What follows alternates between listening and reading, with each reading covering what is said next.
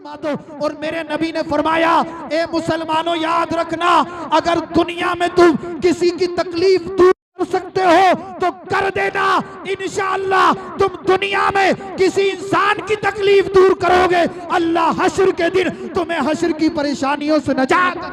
नारे तकबीर, नारे तकबीर, नारे रिसालत, नारे रिसालत, मसलके आला हजरत, मसलके आला हजरत, नारे तकबीर, नारे रिसालत। छोटा बच्चा है, चाचा के दरवाजे पर गया था, झिड़कियां दी, घर से निकाल दी। गरीबों की मदद ना करना किसका तरीका हुआ, बताया नहीं तुमने भी? हाँ, गैर मुस्लिमों का हुआ ना। और गरीबों को सीने से लगाना किसका तरीका, इस्लाम का। अब मुझे लगता है कि 90% लोग ऐसे हैं जो गैरों की सकाफत को देखकर उसे जबरदस्ती अपने पर थोप रहे हैं। चाचा ने कुछ न दिया, बच्चा रास्ते में रोता हुआ जा रहा था। सहाबी रसूल की निगाह पड़ गई, करीब आए, कहा बेटा परेशान नजर आते हो? कहा हाँ, गरीब हूँ, मुफलिस हूँ, कल्लास हूँ, जमाने भर का सताया हुआ हूँ। सहाबी रसूल ने बच्चे को सीने से लगा लिया और कहा, बच्चे परेशान क्यों होता है? मक्के के अंदर एक ऐसा अजमत वाला दरबार है जहाँ पर अपने नहीं बल्कि अगर गैर भी जाते हैं तो वो दामन को मुरादों से भर के आते हैं। ए बच्चे परेशान क्यों होता है? मक्के के अंदर एक दरबार ऐसा है जहाँ पर कोई भी जाता है तो अपना और पराया नहीं देखा जाता, बल्कि जो उस दरबार में जाता है अल्लाह उसके दामन को मुरादों से भर देता है। अल्लाह अल्लाह, बच्चा खुश हुआ। कहा, मक्के के अंदर ऐसा सखी कौन है? मक्के के अंदर ऐसा किसका दरबार है? कहा, बच्चे परेशान क्यों होता है? मक्के के अंदर मोहम्मदुर रसूलुल्लाह सल्लल्लाहु ताला अलैहि वसल्लम का दरबार है। जा मेरे आका की बारगाह में चला जा, तुझे परेशानियों से निजात मिल जाएगी। बच्चा घर आया, आंखों में आंसू थे। माँ ने कहा, बेटा क्या हुआ? क्या चाचा ने दिरहम दिनार दे दिए? तेरे चाचा ने कपड़ा दे दिया? बच्चा रो रो कर कहता है, ए माँ, चाचा ने कपड़ा ना दिया,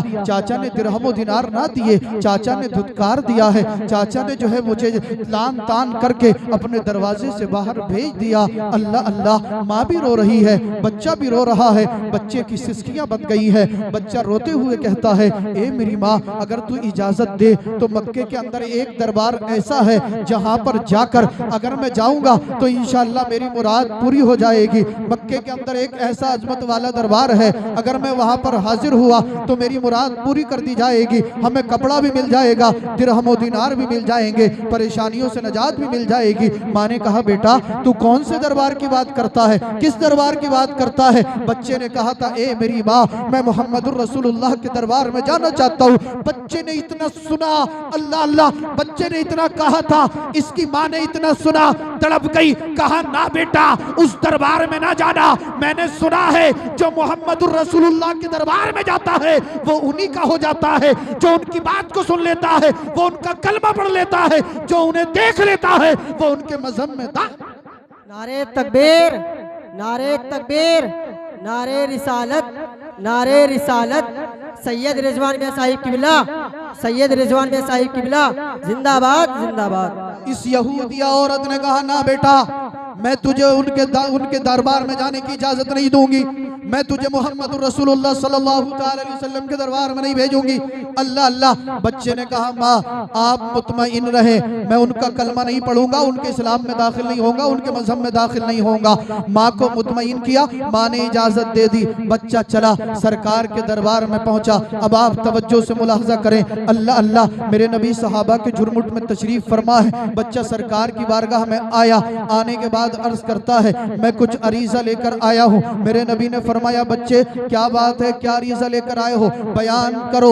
अल्लाह अल्लाह, बच्चा कहता है, मुझे आपकी मदद चाहिए, मैं आपकी मदद के लिए आया हूँ, मैं आपके दरबार में मदद लेने के लिए आया हूँ। मेरे नबी ने फरमाया, ठीक है, आप बताओ तो सही, हम आपकी मदद करेंगे, आप बताओ तो सही आप किस परेशानी में मुब्तला हो। अल्लाह अल्लाह, बच्चा कहता है, मेरी शर्त ये है, आप मेरी मदद करेंगे मगर मुझसे कलमा पढ़ने के लिए नहीं कहेंगे, मुझसे ये नहीं कहेंगे कि हमारे मजहब में आ जा, मुझसे ये नहीं कहेंगे कि तू इस्लाम में दाखिल हो जा। सरकार ने इतना सुना, सरकार के लबहाय मुबारका पर तबस्सुम आया। मेरे आका ने इरशाद फरमाया, ए बच्चे आप ऐसी बातें क्यों करते हो, ऐसा क्यों कह रहे हो? हमने तो आपसे नहीं कहा कि आप कलमा पढ़ लो, हमने तो आपसे नहीं कहा आप हमारे मजहब में दाखिल हो जाओ। हम किसी से जबरदस्ती नहीं करते, हम किसी पर जबर नहीं करते, हम किसी पर तशद्दुद नहीं करते। जिसे हमारा कुरान अच्छा लगता है वो कलमा पढ़कर मुसलमान हो जाता है, जिसे हम अच्छे लगते हैं वो कलमा पढ़कर मुसलमान हो जाता है, जिसे हमारा मजहब अच्छा लगता है वो कलमा पढ़कर मुसलमान हो जाता है। हम किसी से जबरदस्ती नहीं करते, हम जबर नहीं करते, हम तो अल्लाह का पैगाम लोगों तक पहुंचा देते हैं। बच्चे ने कहा ठीक है, मैं मुफलिस हूँ, कल्लाश हूँ, मेरी माँ बेवा है, मेरे वालिद को मरे हुए 7 साल हो गए, मेरे बाप को मरे हुए 7 साल हो गए। घर वालों ने, रिश्तेदारों ने, मोहल्ले पड़ोस वालों ने हमारा साथ ना दिया, सब लोगों ने हमारा साथ छोड़ दिया। लिहाजा 7 साल से मेरी वालदा एक जोड़ी कपड़े में जिंदगी गुजार रही है। अब वो कपड़ा पुराना हो चुका है, गलने लगा है, फटने लगा है। जहां जहां से कपड़ा फट रहा है वहां वहां से मेरी वालदा का जिस्म जाहिर होता है। मेरी निगाह उठती है, मुझे हया आ जाती है, माँ के जिस्म पर निगाह पड़ती है, हया आ जाती है। अल्लाह अल्लाह, मेरे नबी ने सुना 7 साल से इसकी वालदा और ये इतनी गरीबी में जिंदगी गुजार रहे हैं, एक जोड़ी कपड़ा बदलने के लिए भी दूसरा कोई कपड़ा नहीं है। नबी ने सुना, आंखों में आंसू आ गए, मेरे आका की आंखें अश्कबार हो गई। ए मुसलमान सुन, तवज्जो फरमा, तवज्जो मेरी तरफ रख। मेरे नबी ने एक गैर मुस्लिम, और वो भी कौन जो पूरी जिंदगी नबी की मुखालफत करता रहा, पूरी जिंदगी नबी की शान में गुस्ताखियां बेअदबियां करता रहा, वो मर गया। 7 साल के बाद उसी दुश्मन रसूल, उसी दुश्मन रसूल का बेटा, उसी यहूदी का बेटा जब मेरे नबी के दरबार में आया है और नबी ने सुना कि ये परेशान है, गरीब है, तो मेरे नबी से बर्दाश्त न हुआ, आंखों में आंसू आ गए। तू कैसा मुसलमान है, तू कैसा आशिक रसूल है? बाप परेशानी में है, तुझे परवाह नहीं, माँ तकलीफ में है, तुझे परवाह नहीं, बहन परेशानी में है, तुझे परवाह नहीं, भाई तकलीफ में है, तुझे परवाह नहीं, पड़ोसी तकलीफ में है, तुझे परवाह नहीं, और तो और लोग कुरान मिटाने की बात कर रहे हैं, तुझे परवाह नहीं, लोग तेरे नबी की शान में गुस्ताखी कर रहे हैं, तुझे परवाह नहीं। मेरी जिंदगी में मेरी आवाज में आवाज मिला, अपनी जिंदगी को बदल डाल, अपनी जिंदगी के अंदर इनकलाब ला। नबी ने जो तहजीब 1400 साल पहले तुझे दी थी, उसी तहजीब को अपना ले और दुनिया वालों को ये चैलेंज कर दे, ए दुनिया वालों, मुझे तुमसे मोहब्बत नहीं है, मुझे तो मदीने वाले मुस्तफा से। सुभान अल्लाह, सुभान अल्लाह। नारे तकबीर, नारे रिसालत, नारे रिसालत। सैयद रिजवान में साहिब किबला, सैयद रिजवान में साहिब किबला जिंदाबाद, जिंदाबाद। अपना लिबास सुन्नत के मुताबिक बनाओ, चेहरे पर दाढ़ियां सजाओ, सरों पर टोपियां रखकर निकलो, नमाजों की पाबंदी करो, गरीबों की मदद करो, बेवाओं का सहारा बनो, बहन बेटियों की इज्जतों की हिफाजत करो, खुदा के लिए ऐसा ना करो।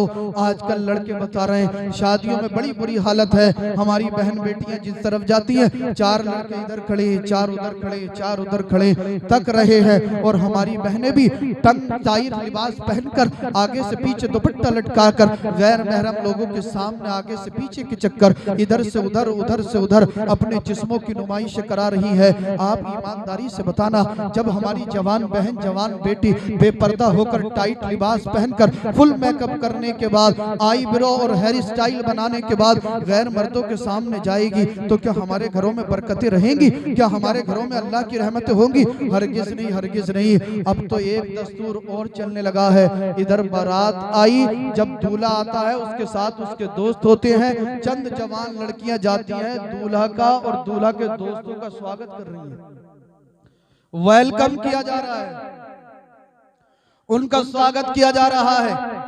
आप मुझे बताएं, मैं आपसे एक बात और पूछ लूं, और बहुत जल्दी मैं तकरीर खत्म करने वाला हूं, आप ईमानदारी से जवाब देना। अगर आपसे कोई कहे कि आप अपनी जवान बहन को सजाकर, संवार कर है